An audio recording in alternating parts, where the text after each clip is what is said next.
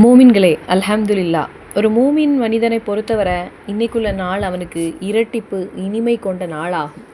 இன்று புனிதமான முஹரம் மாதத்தின் 2வது வெள்ளிக்கிழமை. அதோடு உலகம் முழுவதும் நாம் அனைவரும் ஆவலோடு எதிர்பார்த்து கொண்டிருக்கும் அல்லாஹு தாலா அதிசயங்களை நிகழ்த்த மிகவும் சிறப்பு மிக்க நாளான முஹரம் மாதத்தின் 10வது நாளான ஆஷுரா தினத்திலும் நானும் நீங்களும் இருக்கிறோம். அல்லாஹு தாலா ஏற்றுக்கொள்வானாக.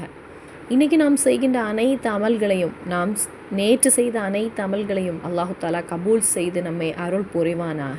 மூமின்களே, இன்றைக்கி மகரிப்புக்கு முன்பாக நான் கண்டிப்பாக செய்து முடிக்க வேண்டிய சில விஷயங்களை இன்றைக்கி நான் பகிர்ந்து கொள்கிறேன். இன்றைக்கி நோன்பு நோர்க்க முடியாமல் போன பல சகோதரர்களும் சகோதரிகளும் இருக்கிறாங்க. அவங்க யாருமே கவலைப்பட வேண்டாம். நீங்கள் செய்யக்கூடிய சில அமல்கள் இன்ஷா அல்லாஹ் இந்த வீடியோவில் நான் பகிர்ந்து கொள்கிறேன். அதோடு இன்றைக்கி வெள்ளிக்கிழமையும் ஆகும்.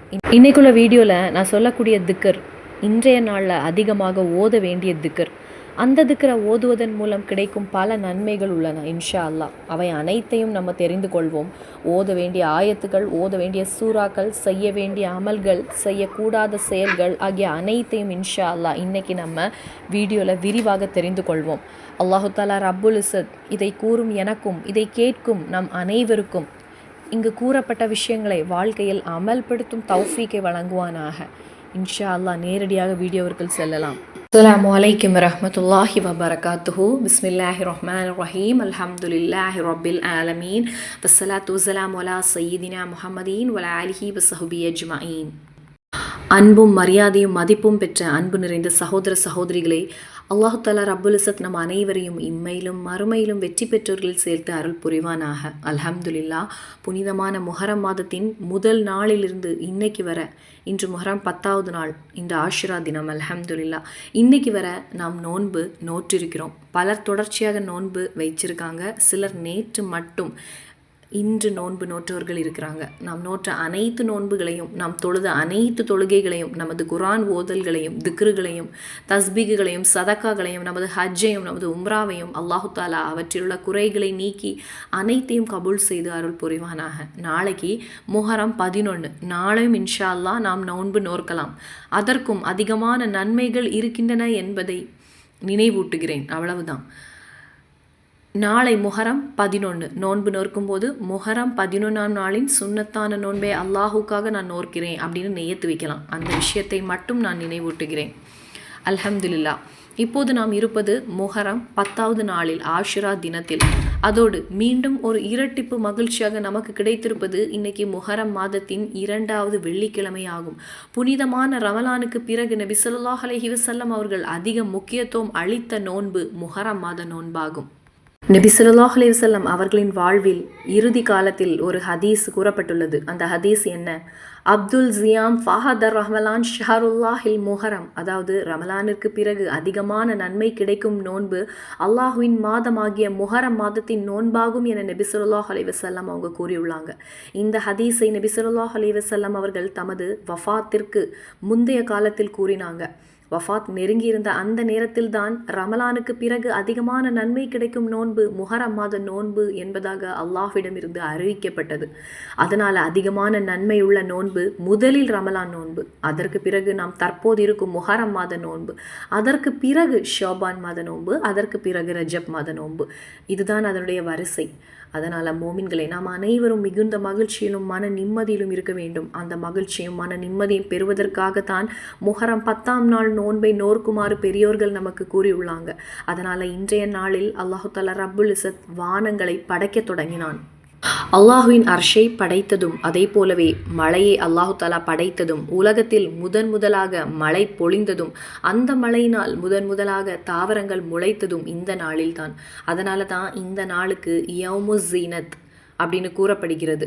அதே போலவே சுவனத்தை இறைவன் படைத்ததும், இவ்வாறு பூமியில் பல்வேறு அமைப்புகளை அல்லாஹு தாலா ஏற்படுத்தியதும் முஹரம் 10ஆம் நாளில் தான்.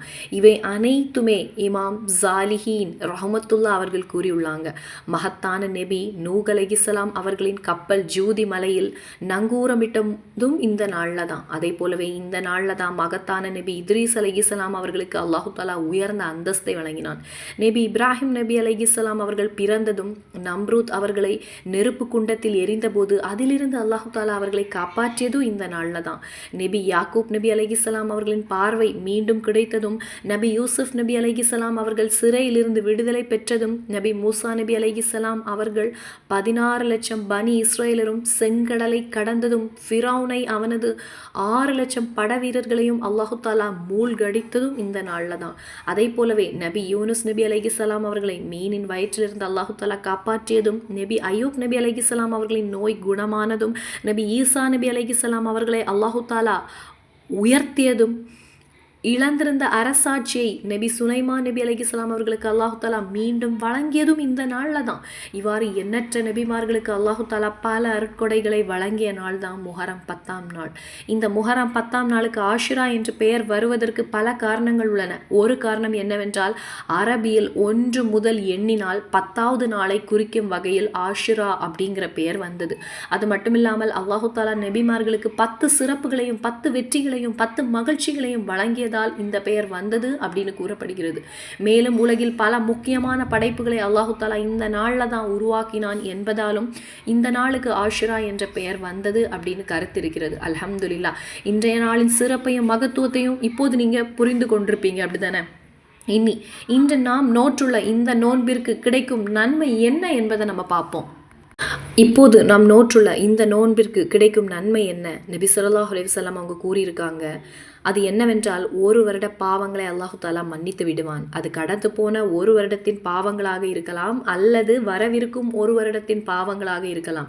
அது எப்படி என்பதே அல்லாஹு அறிந்தவன். அல்லாஹு தாலா 1 வருட பாவங்களை மன்னித்து விடுவான். அது மட்டுமில்லாமல் 60 ஆண்டுகள் இபாதத்து செய்த நன்மை கிடைக்கும் என்றும், 1 வருடம் முழுவதும் இபாதத்து செய்த நன்மை கிடைக்கும் என்றும் நமக்கு கற்றுத்தருகிறது பல மகான்கள்.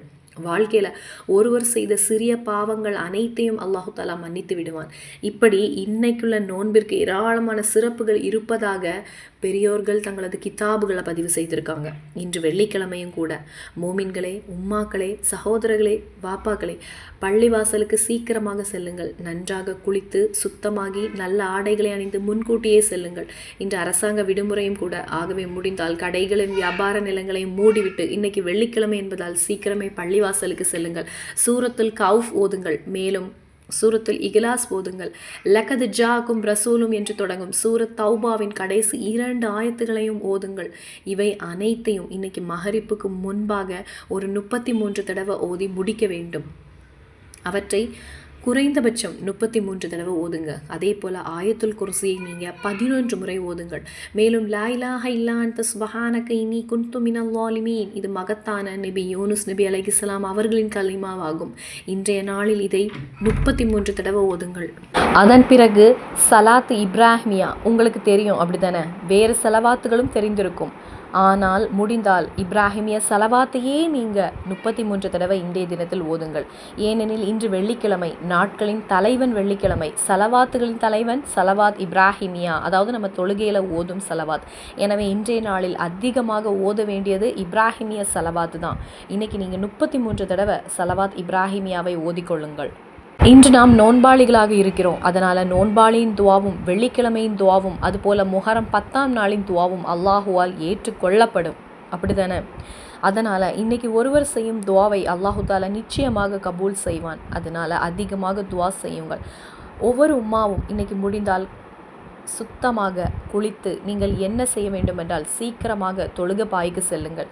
தொழுகப்பாயில் அமர்ந்து சூரத்துல் கௌஃபை ஓதுங்கள். அதிகமாக இப்ராஹிமிய சலவாத்தை இன்னைக்கு 33 தடவை ஓதுங்கள். அதே போல் மரணித்தவர்களுக்காக யாசீன் ஓதுங்க. வாப்பா, உம்மா, கணவன், மனைவி, பிள்ளைகள் என்று யார் மரணித்திருந்தாலும் அவர்களுக்காக யாசீன் ஓதுங்கள்.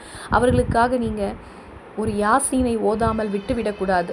சூரத்துல் முல்க் என்பது மரணித்த வாப்பா உம்மாவிற்காக நாம் ஓதக்கூடிய மற்றொரு சிறப்பான சூறாவாகும். சூரத்துல் முல்கை அதிகமாக ஓதி அவர்களுக்கு துவா செய்தால் அது கபரில் இருப்பவர்களுக்கு கிடைக்கும் ஒரு பெரிய பரிசு. அது ஒரு மிக பெரிய சர்ப்ரைஸ் கிஃப்ட் ஆகும். எது? சூரத்துல் முல்க் ஓதி அதன் நன்மையை அவர்களுக்காக துவா செய்வதே. அதே போல சகோதரர்களை, நீங்கள் பள்ளிவாசலுக்கு செல்லும் போது இன்றைய நாளில் கண்டிப்பாக மரணித்தவர்களின் கபர்களை சியாரத் செய்ய மறந்து விடாதீங்க. செய்யாதீங்க.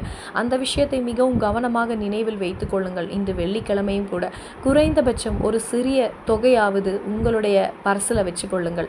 ஏழை எளியவர்கள் பலர் இருப்பாங்க, சதக்க கொடுக்க மறந்து விடாதீங்க.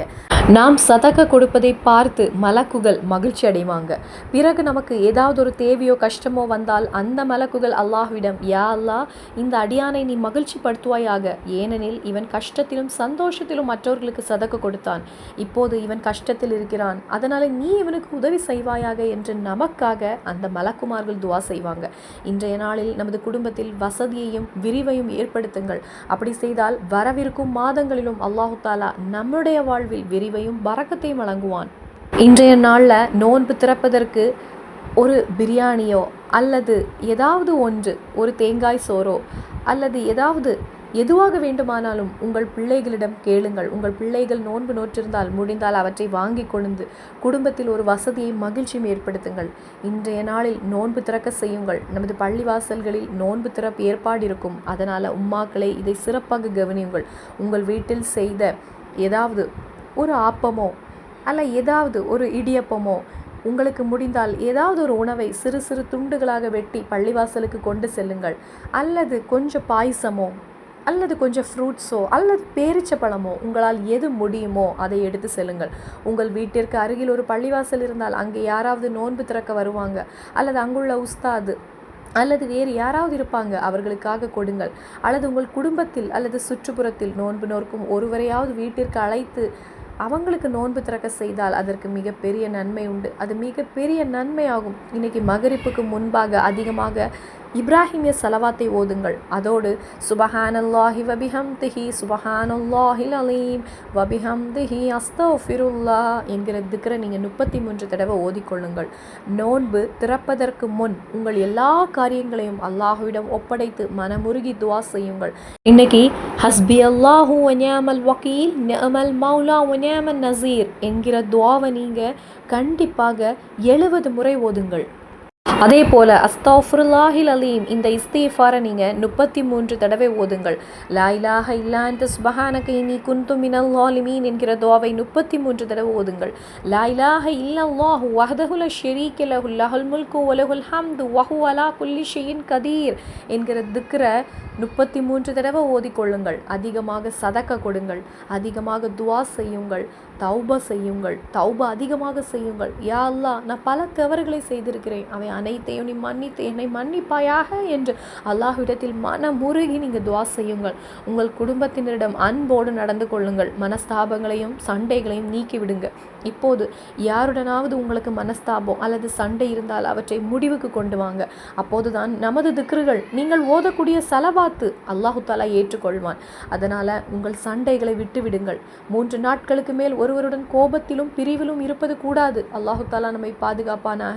புனிதமான முஹரம் மாதத்தில் அல்லாஹுவே எத்தனையோ நன்மைகளை நாம் அடைய வேண்டியுள்ளது. முன்னோர்களும் முந்தைய நபிமார்களும் மிகவும் மகத்துவம் கொடுத்த நாள் தான் முஹரம் 10ஆம் நாள். அந்த நாளில் நோன்பு நோற்பது முந்தைய சமுதாயங்களுக்கு கூட கட்டாயமாக இருந்தது அப்படின்னு கூறப்பட்டுள்ளது.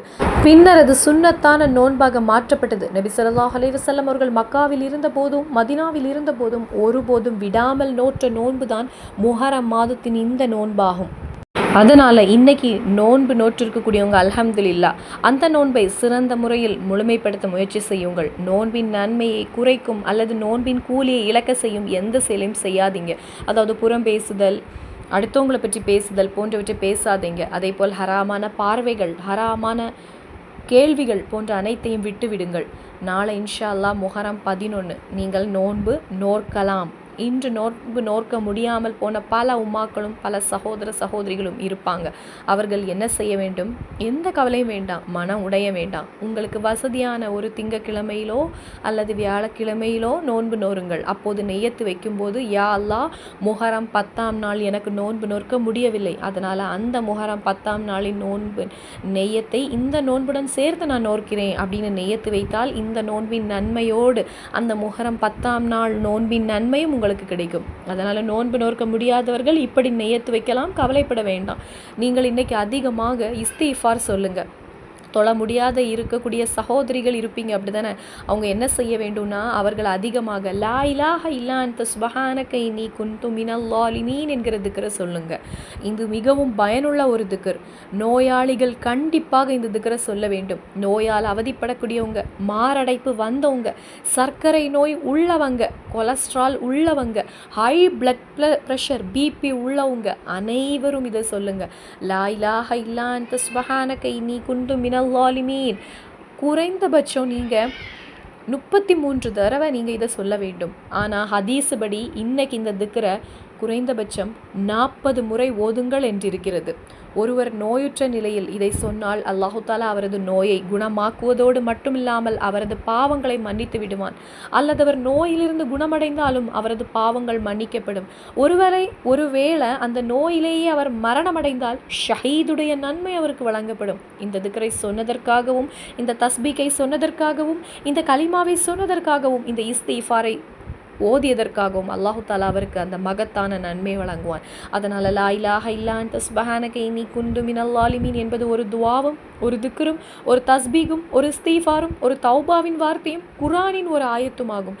எந்த வகையிலும் இதை சேர்த்து கொள்ளலாம். அதனால் அதிகமாக துவா செய்யுங்கள், நன்றாக துவா செய்யுங்கள்.